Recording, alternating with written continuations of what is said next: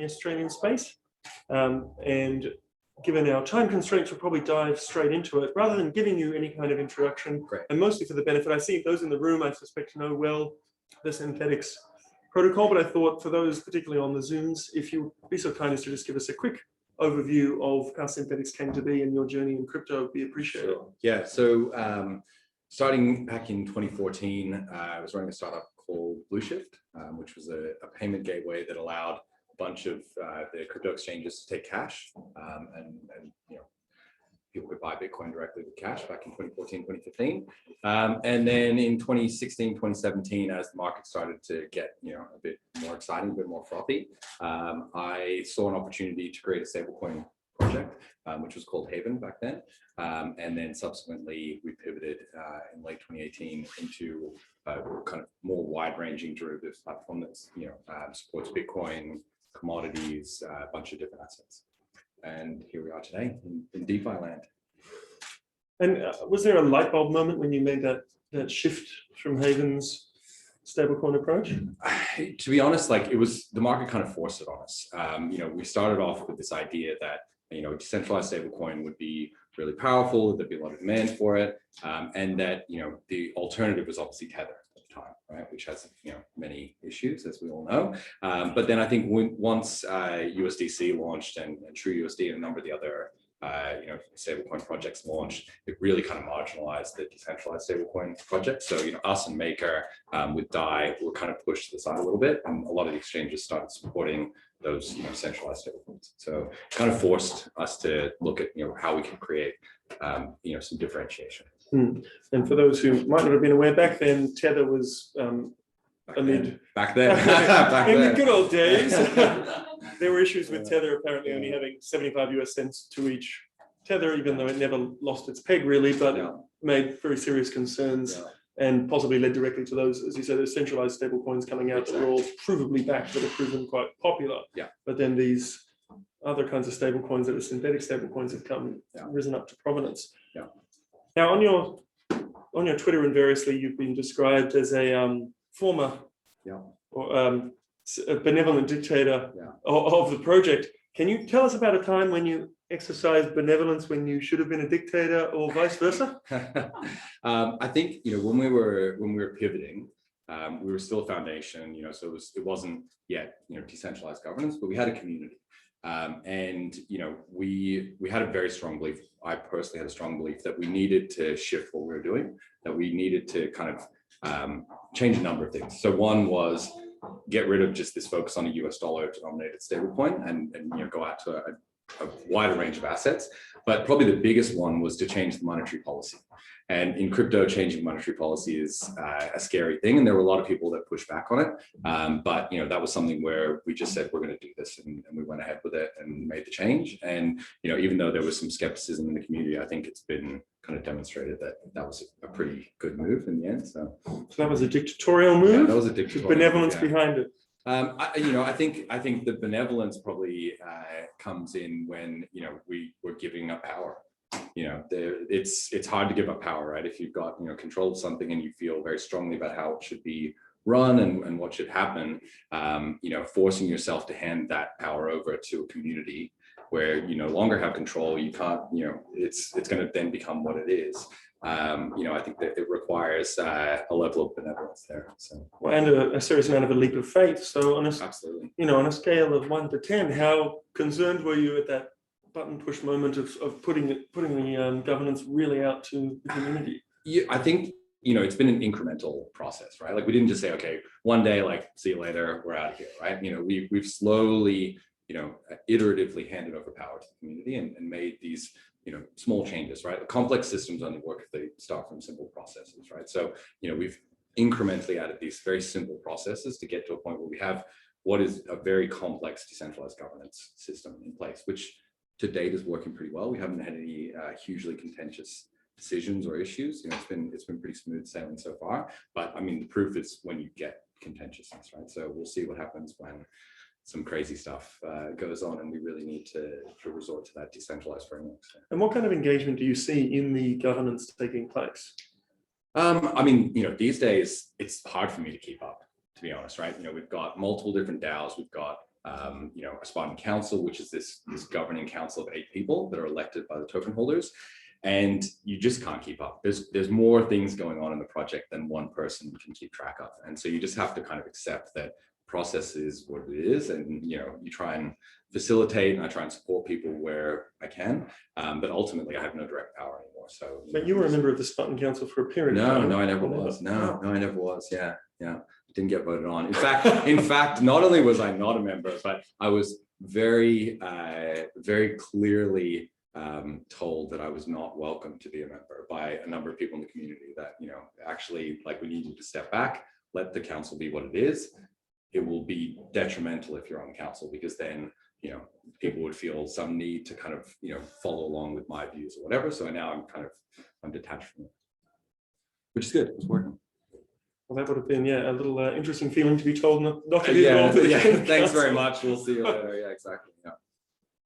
Excellent. Now, you obviously originally started in Australia, and you mentioned you had a bit of a foundation structure, and that was that out of Singapore? Yeah, we had so there was an Australian not-for-profit foundation in Australia, and then there were several entities. So there's one in Singapore and various other jurisdictions. Okay, but you would have been one of the, I think, earlier projects back then to be moving overseas, and I'm not sure if you caught. There were some comments made in newspapers recently, and this morning was some comments from Senator Bragg about keeping projects, blockchain projects in particular, and crypto projects in Australia. What drove your decision back then? I appreciate things have changed, but do you recall what drove that decision back then to move? Yeah, I mean, I think when we were structuring the original sale, right, there was a lot of uncertainty in the world about how things were going to be handled, what the regulatory frameworks were going to be.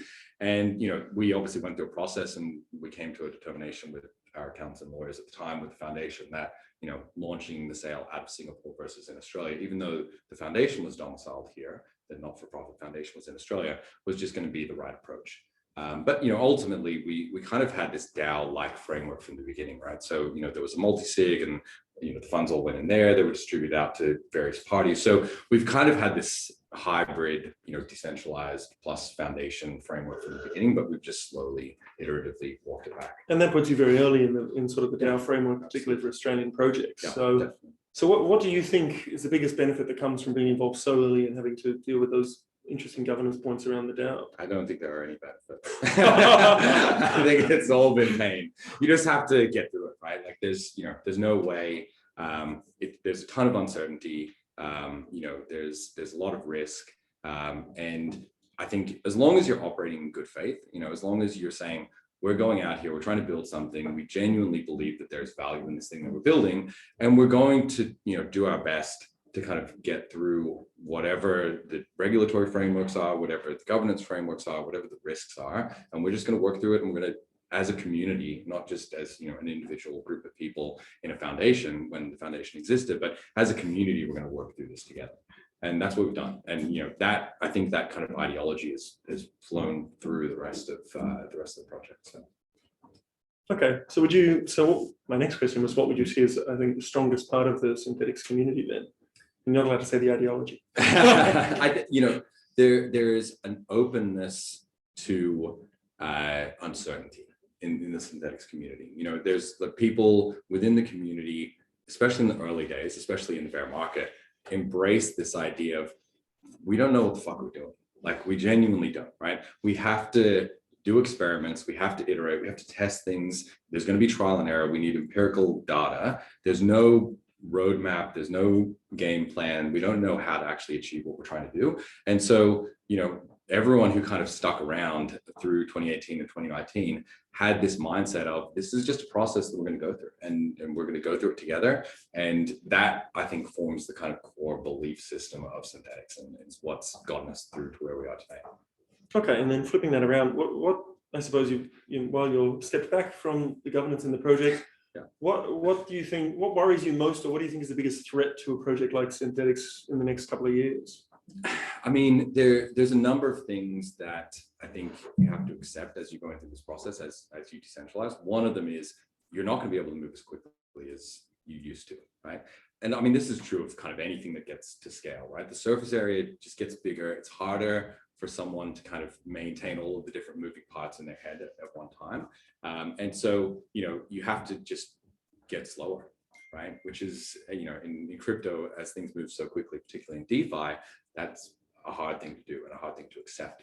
And there's newer projects, there's newer protocols, newer things launching all the time, and it might be 3 people in a room together that are working on something, and they know every single aspect of it, and they're able to kind of iterate really quickly. As you get bigger and bigger and bigger, you accrue all of this, all of these issues, and it just takes longer to get things done. So I think that that's something, we've seen it with MakerDAO, we've seen it with Gnosis, we've seen it with a number of, Aragon particularly, right? And that got to a point where it slowed down so much that it just broke in half, right? It became fractured. So it is I think a large, for large projects, it's a big risk. This idea that you can't iterate as quickly as you would want, and communities can get frustrated, it can create tension.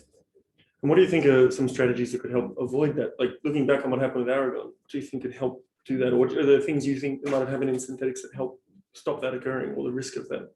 I think there needs to be a buy-in from the whole community, right? And if you look at Aragon, they were not as, the irony of ironies with Aragon is like, it's literally a decentralized governance protocol, the whole thing. That's what it's about, right? And yet, like, governance is what kind of made it fall apart, right? Like they weren't transparent enough.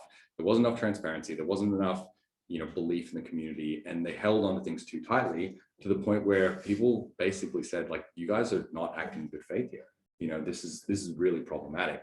And, internally, a lot of tension built up, and it kind of blew apart. So I think that if you're extremely transparent, and that's something that is, one of the kind of cornerstones of Synthetix, and I've always pushed for, is to be as transparent as possible. If the community knows what's going on and you're very transparent, it's hard for there to be, like, you can disagree about things, but it removes the sense that someone's acting in bad faith or trying to hide something or manipulate something or do something wrong. If everyone's just transparently saying, this is what I believe, this is what I think we should do, and everything's out in the open, you can have the debate and kind of ideally reach some sort of conclusion. Excellent. So with various entities and being in a fully decentralized system like Synthetix has gotten to, what's kept you in Sydney? My family, basically. Yeah. Like COVID, obviously, at the moment, right? Like, we're in jail, we're not allowed to leave. But, if I think back in 2018, 2019, we were traveling a lot. We were going to Europe a lot, we were going to Singapore, we were going to the US. And there is something very valuable, I think, about being with people that are innovating and being in person and going to conferences and having, those interactions, like the serendipitous moments of, someone's talking about something, like, go back all the way back to maybe, I think it was like DevCon 4, where we were deciding whether or not we were going to change its monetary policy. And I ran into a friend of mine who said, you need to talk to this guy. He's an amazing mechanism designer. We had a conversation for like an hour. I came out of the conversation, I'm like, all right, we're doing this. If I don't have that conversation, maybe do we kind of hesitate? You don't know, right? So I think that there is a lot of value in having, that face-to-face communication, and the remote thing doesn't necessarily capture all of it.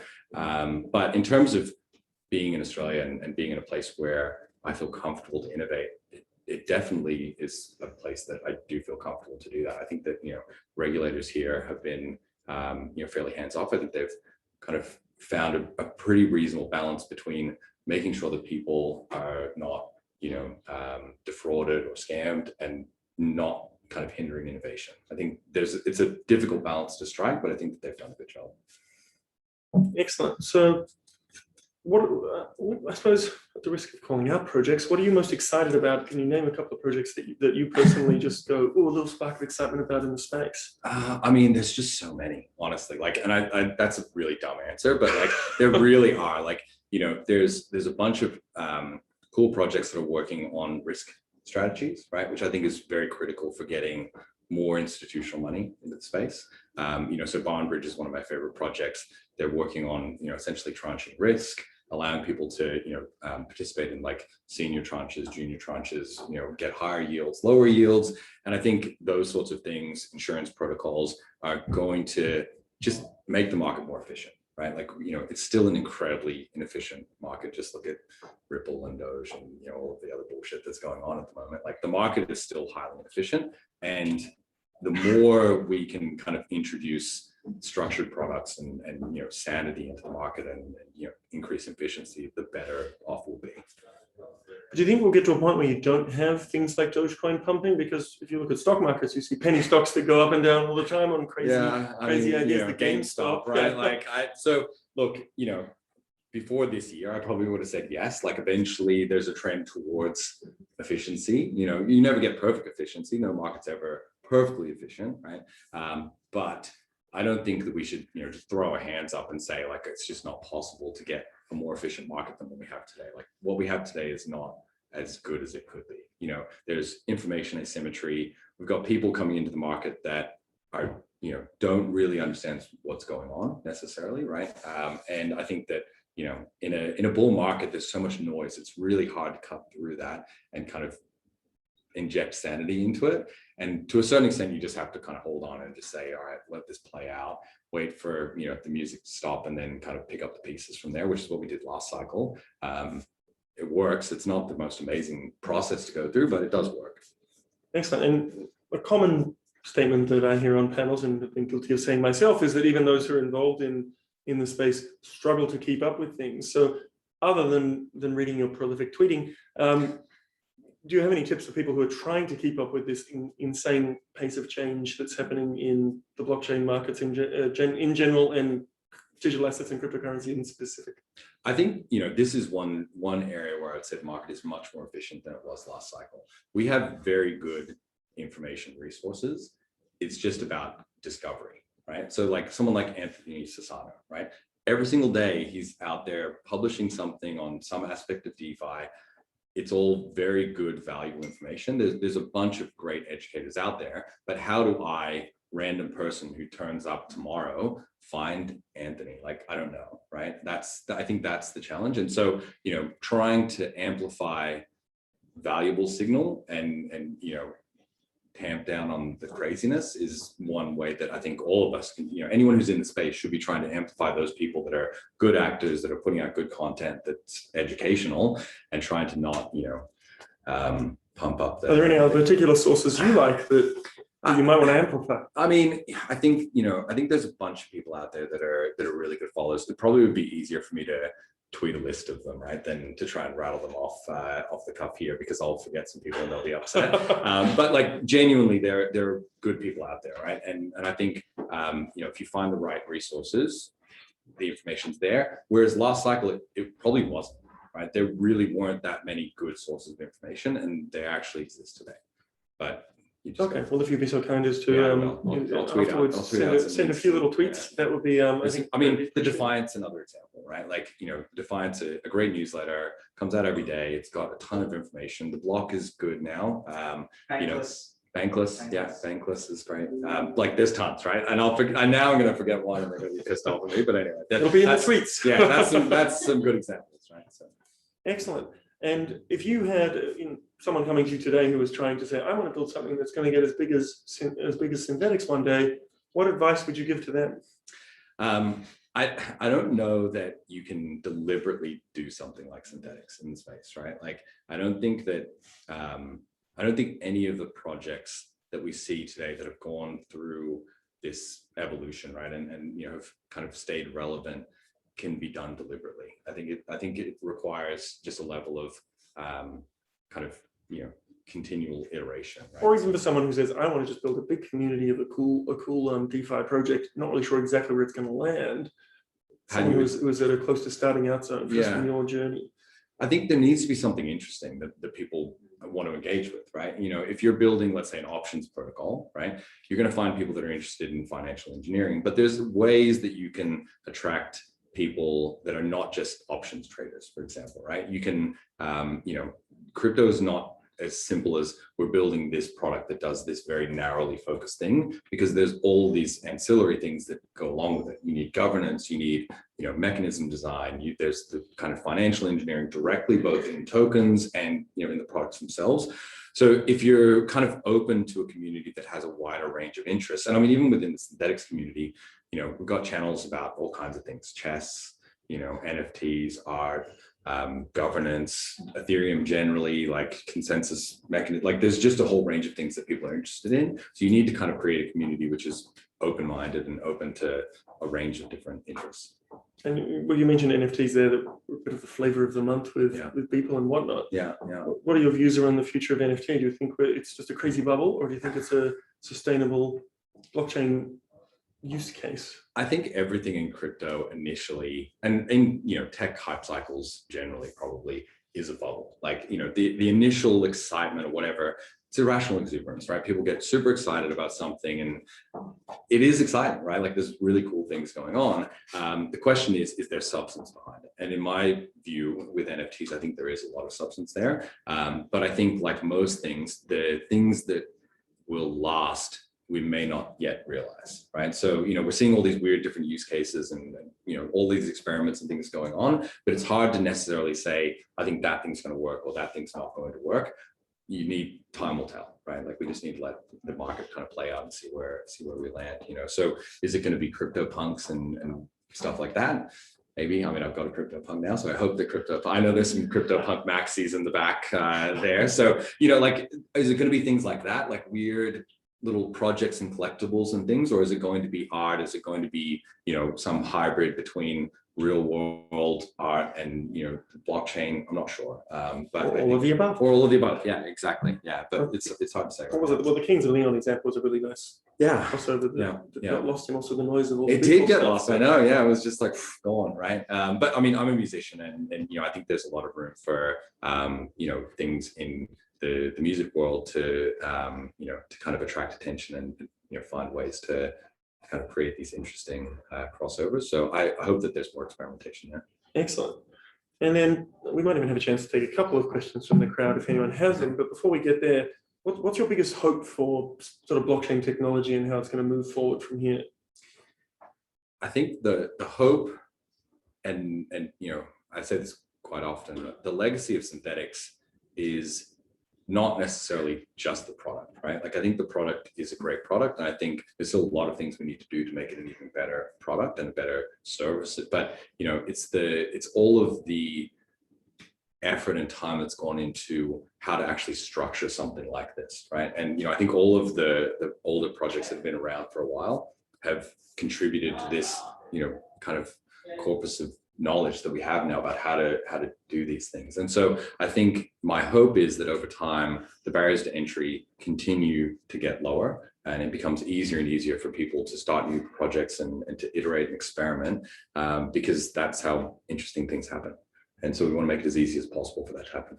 Excellent. And what's your biggest concern or fear about where blockchain and DLT is heading? I don't have many fears, because I'm not someone who worries about, oh, this is a bad thing, therefore it has some reflection on what we're doing and invalidates it. I think you have to accept the good and the bad.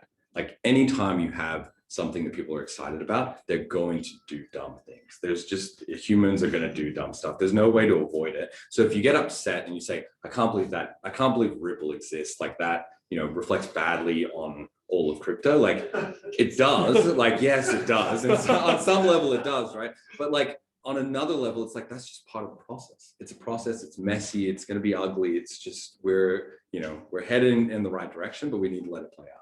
And in fairness, the Ripple net is doing some interesting things in the banking sector with Forex and whatnot, No. but that's far from... No, they're not. Oh, come on. No, they're not. I'm sorry, they're not. Yeah, they're not doing anything interesting in any sector. But yeah, anyway, I shouldn't pick on Ripple. Like, there's plenty of other people that are doing dumb stuff. But, pick on Ripple. Yeah. Now, I did reserve a few minutes before we have to go into the next event for some questions that might have from the crowd. So if you do have a question, we might even have a microphone, do we? Okay. If we're very lucky, someone might be able to bring a microphone out just to make sure that we can have to do the Zoom. So did we have any questions from the crowd? Hands up, do not be shy. Already one. Gentleman just halfway down. Our CryptoPunk's amazing. Yes, they are. Is this one on? Yeah. How have you found having sort of 3 separate DAOs in terms of community engagement and sort of pushing through proposals and having a bit of direction has that been worthwhile compared to say having one DAO focused? Or yeah, could you just talk about that a little bit?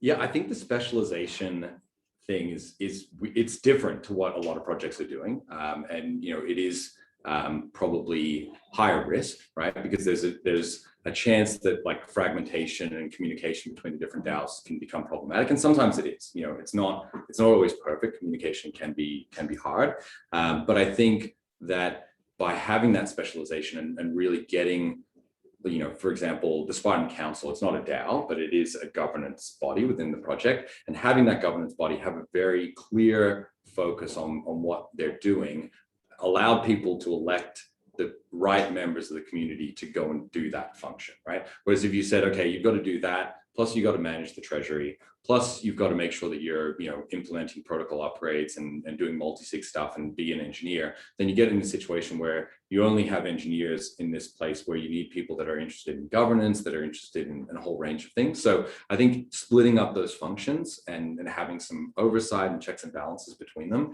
is long-term beneficial, short-term a little bit painful. Now, we might have time for one more question, even though I'm getting the wind up. Is there any more questions from the crowd? Sorry, yes, just great. another governance question. You mentioned you guys sort of did a slow rollout from a dictatorship to a more decentralized governance setup. Do you think that's still the way to go now that governance tooling has improved? Absolutely not. It was not intentional at all. Back in 2017, there was just an expectation that you had an open source software foundation. That was just the status quo. You had to do that. If you didn't do that, it would have been really weird. People would have looked at you strangely, and it would have been really hard to go out and get momentum for a project. So I think today, what I recommend is a DAO first approach. And so projects like Bondbridge, for example, are really, I think, have done a great job of launching directly with a DAO and building a community around that. There's others out there. There's a number of projects that are doing it, but yeah, for sure, right now, the tooling is in place. You can launch with a DAO and you can make it work. Excellent. I'll just ask one last question for you. If you could, I suppose, change one thing or get one regulatory improvement in the Australian ecosystem, what would that be? I don't really have too many issues, I think, with the Australian regulatory framework. I think there is probably one challenge if you are a trader, and as a former trader, I feel the pain of this. I talk to people who are traders, and it is a bit challenging, is this idea that every single transaction, and if you're in DeFi, you know how complex transactions can be. Every single transaction is a capital gains event, right?